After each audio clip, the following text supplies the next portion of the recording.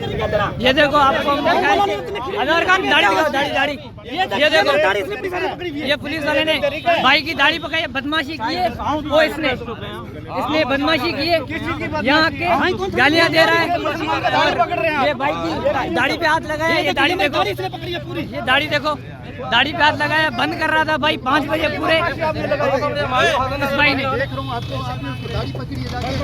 और रिश्वतखोरियां कर रहे हो सर, पैसे मांग रहा है और यहाँ पे आके पैसे मांग रहे हैं, कह रहे पैसे दो तो फिर हम ऐसा करेंगे या खोलने देंगे, फिर दाढ़ी पकड़ रहे हैं, हरकतें कर रहे हैं, गालियाँ दे रहे हो आप, गालियाँ दे रहे हो उसको और दाढ़ी पकड़ रहे हो, दे रहा हूँ, दाढ़ी पकड़ रहे हो आप, क्यों पकड़ रहे हो दाढ़ी?